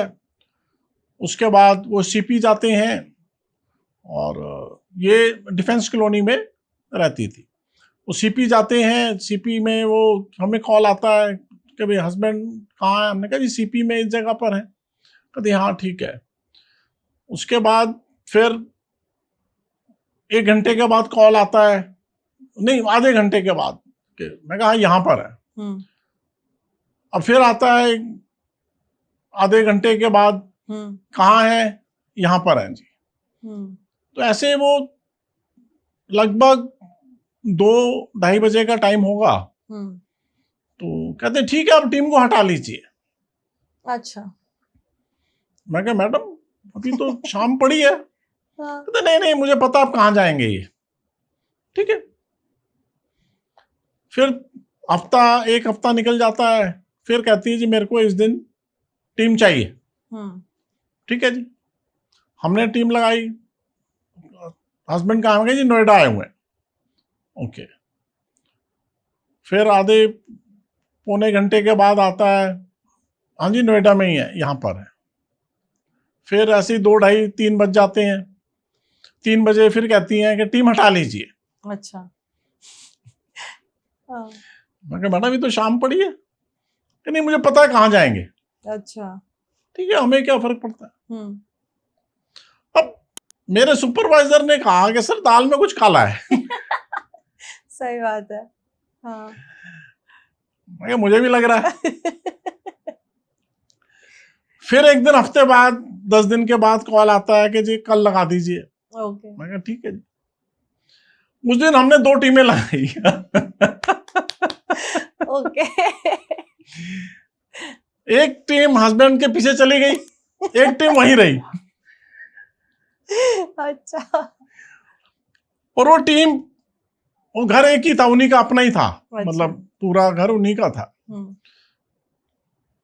वही फोन आता है आधे पौने घंटे के बाद, हस्बैंड कहाँ है? हाँ, तो जी ये इस जगह पर आए हुए हैं। हाँ, तो ठीक है। उसके बाद वहां से एक BMW गाड़ी आती है, हाँ। उसके घर के बाहर कहीं रुकती है, और एक स्मार्ट सा पर्सन उस घर में एंटर हो जाता है। अच्छा। वो पर्सन वहां, वो लेडी आधे घंटे बाद पूछती रहती है, हम्म, वो वहां पे 2-2:30 बजे तक रहता है। हम्म, उसके बाद वो पर्सन निकलता है, हम्म, वो अपनी गाड़ी उठाता है, हाँ, चला जाता है। अच्छा। उसके 15-20 मिनट के बाद हमारी टीम को कॉल आता है कि छोड़ दीजिए मेरे पति को, मुझे पता है इन्होंने कहाँ जाना है। Oh God. अच्छा। फिर हमने डिस्कस किया, हाँ, टीम ने, हाँ, मैं कहा नहीं ये एथिक्स हाँ, नहीं है, राइट। ये हमें यूज कर रही है, हम्म, ये गलत है। हम्म, तो हमने उसको ये नहीं बताया कि हमने, क्योंकि ये हमारे एथिक्स में नहीं था, राइट, राइट। वो गलत कर रही थी, बट ये हमारे एथिक्स नहीं था कि हम तो आपकी पोल खोल दें। हाँ, तो हमने कहा मैडम नहीं, अब कुछ प्रॉब्लम है, हम मतलब ये केस हम नहीं कर पाएंगे, तो आप बैलेंस पेमेंट आप हमसे वापस ले लीजिए। तो बहुत बोला उसने, क्यों क्या ये वो, मैं कहा नहीं आई एम सॉरी, वो मतलब अभी कुछ टीमें चली गई हैं, जो भी रीजन दे के हमने उसके पैसे हाँ, वापस कर दिए। हाँ, तो ऐसा भी होता है। राइट। सर, और कोई इंटरेस्टिंग स्टोरी? और स्पेशली जैसे मैंने पहले भी पूछा, बॉलीवुड में इतनी कुछ डिटेक्टिव्स को लेके बनता है, लेकिन रियल लाइफ में भी ऐसे बहुत सारी चीजें होती हैं, तो कोई ऐसी स्टोरी सर? दिव्या, ऐसी बहुत स्टोरीज हैं जिसमें मैंने कहा मतलब सुनाने बैठूंगा तो पता नहीं कितना टाइम लग जाए, जी। बट एक स्टोरी और बताते हैं आपको। हाँ, एक पर्सन है जिन्होंने शादी करी, हाँ, ठीक है, और वो एक जगह पे रह रहे हैं, हम्म, और उसने दूसरी शादी करी, हम्म, बट पहली वाली वाइफ जो है उसको मालूम है कि दूसरी शादी कर रहा है। कर रहा है, अच्छा। ठीक है, पर दूसरी वाली वाइफ को नहीं मालूम है कि इसने पहली शादी कर रखी है। सर, ये तो बॉलीवुड मूवी है। ओके, समझ आ गई? ठीक है। हाँ जी। कि पहली वाली वाइफ को मालूम है हाँ, कि ये दूसरी शादी कर रहा है। कर रहा है, पर दूसरी वाली को नहीं मालूम कि इसने पहली शादी कर रखी है। ओके। ओके जी। अब इकट्ठे कैसे रहेंगे? हाँ, रहना भी इकट्ठे। रहना भी इकट्ठा है। अच्छा, उसने कहा रखूंगा भी इकट्ठा। अच्छा। बढ़िया, बड़ी मुश्किल हो जाएगी अब, क्योंकि लेकिन एक पहली वाली को तो मालूम है, हाँ, एक ही को संभालना है। एक को संभालना है, दूसरी वाली तो मैनेज कर लेगी। अच्छा। तो ये अपने एक दोस्त को ये घर लेते हैं 3-4 बेडरूम का, और अपने एक दोस्त को, पहली वाइफ को उसकी बीवी बना के वो घर में रख लेते हैं। ओ गॉड। अपने दोस्त को, हाँ, अपनी पहली वाइफ को उसकी बीवी बना के उस घर में अपने घर में रख लेते हैं कि भाई हाँ। इतना बड़ा घर है तो ये भी यहीं रहेगा, हाँ, ठीक है। दूसरी वाली वाइफ इनोसेंट है, हाँ, वो कहती चलने दो। हाँ। लेकिन सिचुएशन कहीं ना कहीं जब चलती है, रोज उठना बैठना हो रहा है, रोज खाना पीना हो रहा है, तो कहीं ना कहीं तो चिंगारी निकलेगी ना। बॉडी लैंग्वेज बॉडी लैंग्वेज है, कहीं ना कहीं से तो आइडिया पता लगता ही है। हाँ, तो बीवी को शक होना शुरू हुआ ओके, दूसरी वाली को, ओके। और वो फिर हमारे पास आती है कि भाई मुझे एक दाल में काला लग रहा है, ओके। एंड देन हम फिर पूरी इन्वेस्टिगेशन करते हैं, उनके ऊपर स्पाई करते हैं, उनका सब देखते हैं कि हस्बैंड भी ऑफिस जा रहा है, वो दूसरा वाला भी ऑफिस जा रहा है, वो अपनी वाइफ को लेके कहीं गया है, और हस्बैंड जो इधर से गया वो उसकी वाइफ इस हस्बैंड से मिली और वो दोस्त चला गया।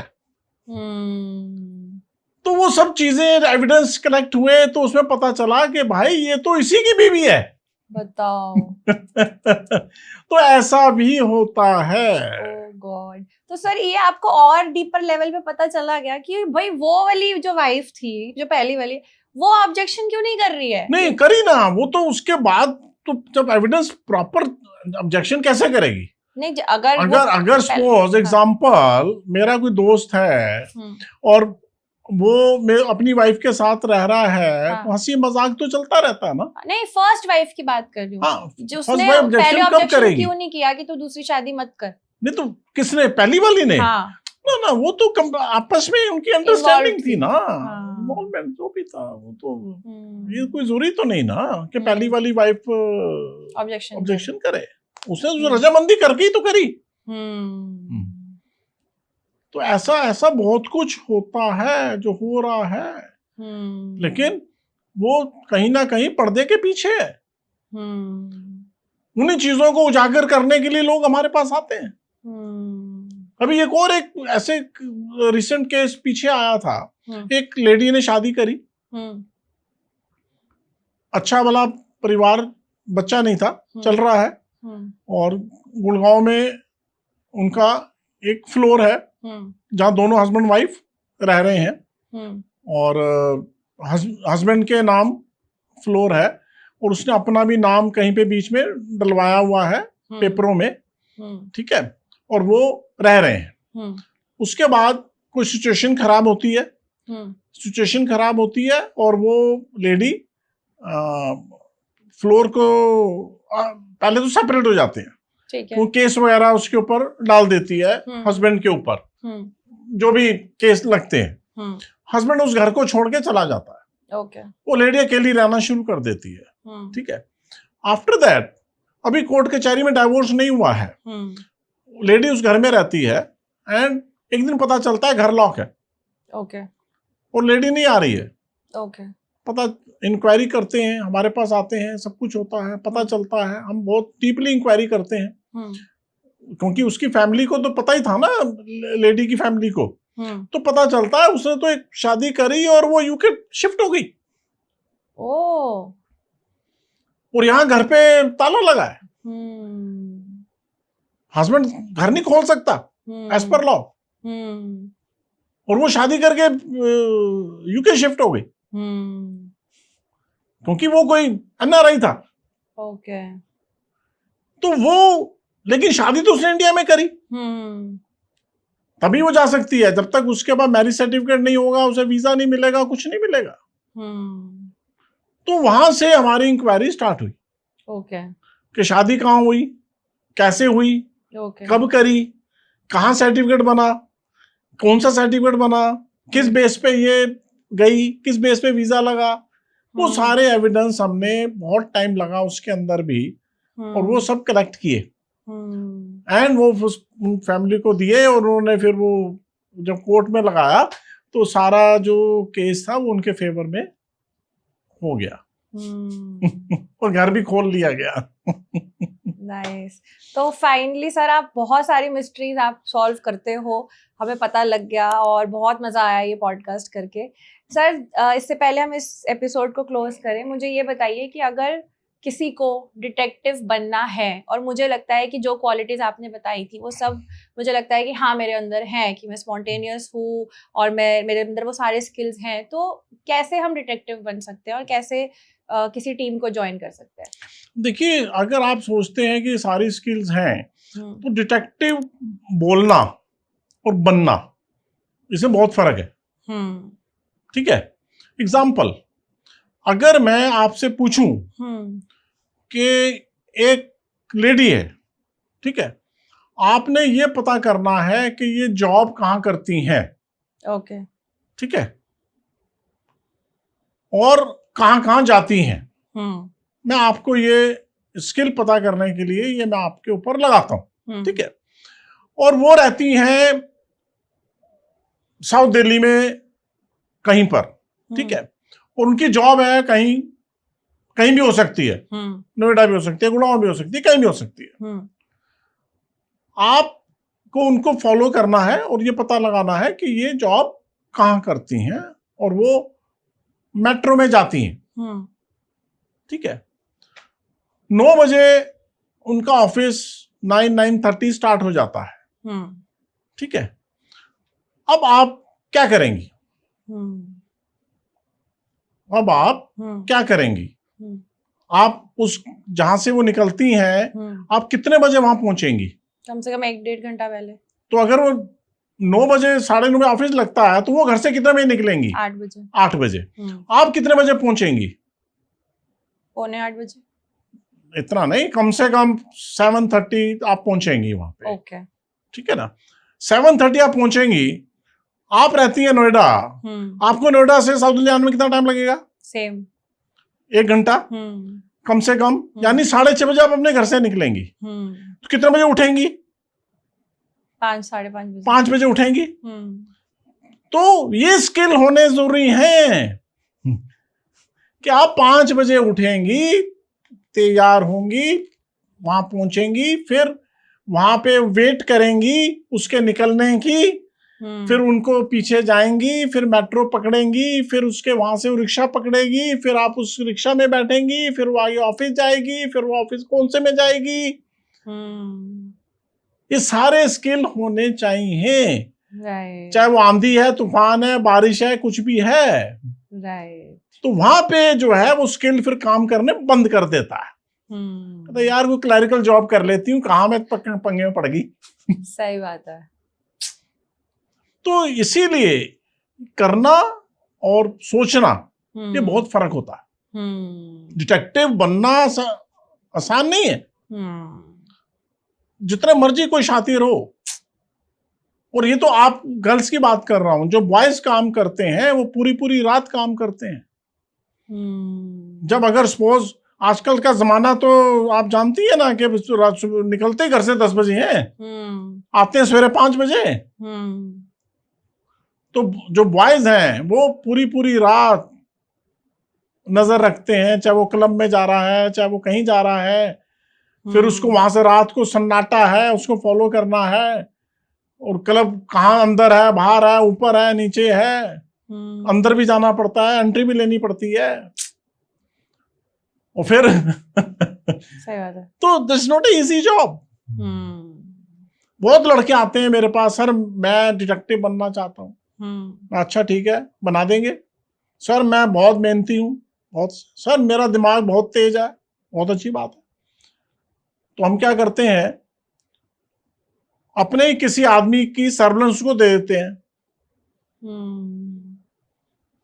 कि आप का टेस्ट है, आप इस पर्सन को आपने 12 घंटे फॉलो करना है।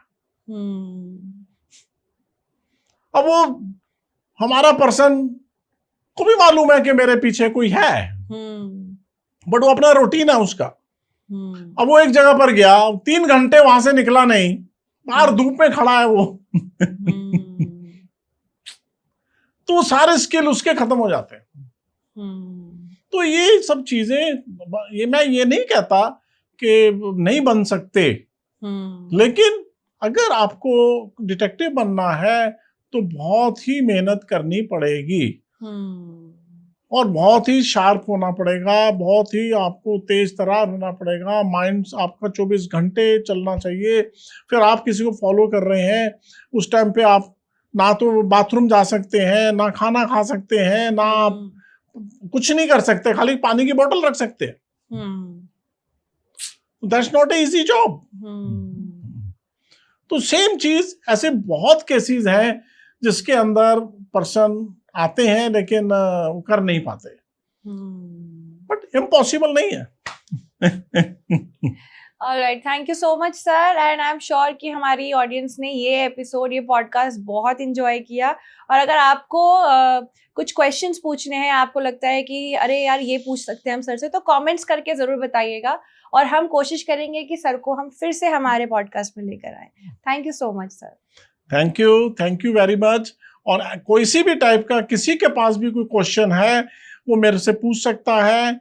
हम आज इतने साल हो गए बिजनेस अपना प्रोफेशन के अंदर, हम आपको बताएंगे क्या करना चाहिए क्या नहीं करना चाहिए, कौन से केसेस पे आपको स्पाइक कराना चाहिए, किस पे नहीं कराना चाहिए। तो वो सब चीज़ें हम आपको फ्री ऑफ कॉस्ट हम आपको गाइड करेंगे, जिससे आपको आगे चल के आपकी फैमिली में और आपके प्रोफेशन में उस चीज को आपको हेल्प मिलेगी। Thank you very much.